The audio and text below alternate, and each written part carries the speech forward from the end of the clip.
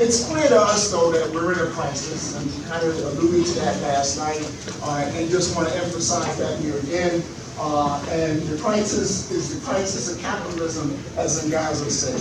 And it's showing up in the economy, it's showing up in politics, and it's showing up in social relationships, right? It's showing up in how they run us at work, right? It's showing up how they're dealing with our education system. It's showing up in every aspect, and we've got to respond to that now in a unified way. We're calling what Leonard said last night about the room. For those of you who weren't there last night, he pointed out that there's power in this room, power. And the only way, though, we get a chance to wield that power is if we come together, if we unite, if we're patient with each other, if we show some love, and we can begin to build the kind of movement that we actually need to connect with each other. Our goal is to form and then connect workers' assemblies in every state. And to do that, we believe that you've got to build workplace organizations and help to unify other workplaces and social movements that are fighting for justice in a new society. So it's not just in our workplace, but it's all the workplaces. And it's in our communities. It's where we live, where we shop, where we worship. All of those things are social movement of workers that fights for power and to beat back what we see as a fascist trend that's coming on us right now. The key, though, is to us to begin with a strategy that's not constrained by those that just deal with one workplace, which has been the kind of common practice, or one that just believes in NLRB election is the only way to go. Right? But we want a strategy that builds a fight in every workplace, that builds organization in every workplace, and links up with all the others. So it's a different model, a new model, and we're building it.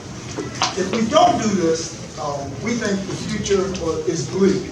And everybody's bleak, say it again. I mean, I think the fascist takeover of the Republican Party is pretty clear. And although we've said it over and over again, we think it's really a two-party system, or really one party with two wings. All right, so but right now the Republicans are exhibiting the fascist trend that we see now, and it's aided by the kind of neoliberal Democrats that are also in office. But we've got to fight them. We've got to fight. I think that we focus, and you know why, on the South. The South as the most important region in this country, right? Not just because we live here, right? But because it's played a role in the economic and political development of the U.S. From the very outset, with the enslavement of Africans, with stealing land from the native peoples, on through the South has played that role. The economy that is built and the political structure that is built.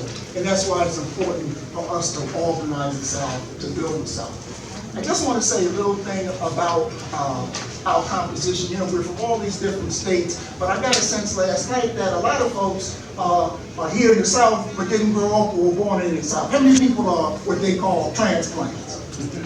Look at that. Right? And I will say, I'm one of those transplants too. Right? My people are from the South. My father's side is from North Carolina. My mother's side is from South Carolina. But but I'm here.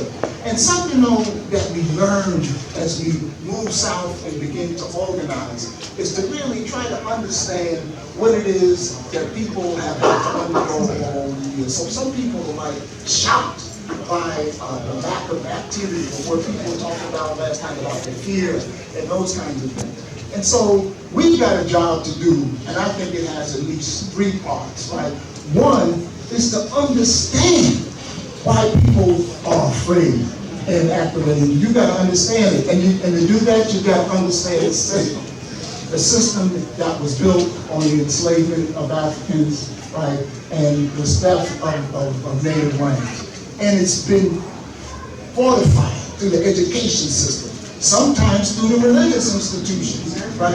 It's everywhere. So if you don't understand that, then your attitude towards the people that you say are scared is going to be wrong.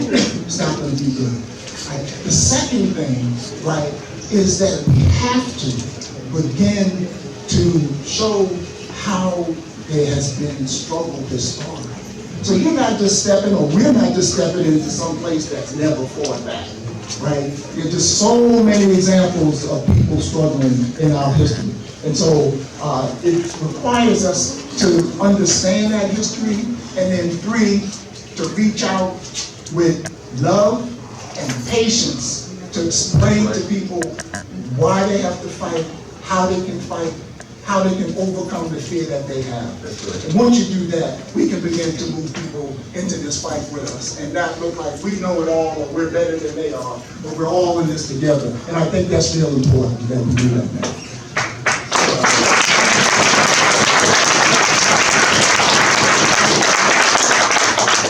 So I just want to let you know we're doing this in the context of some important events coming up for workers in the next couple of weeks. And what are those events? May Day. May Day. May Day. Juneteenth. Woo. Workers' Memorial Day. Yeah. Right. This is a kind of framework that we got here to take what we learned here today, the kind of unity that we build into those important working class holidays and celebrations.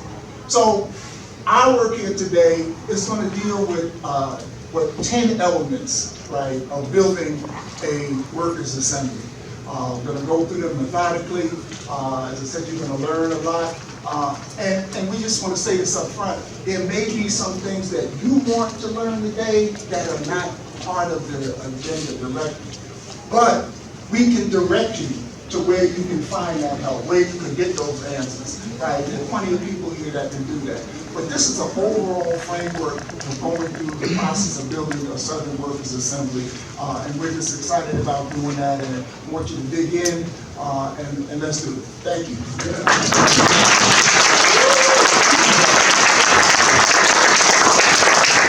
All right.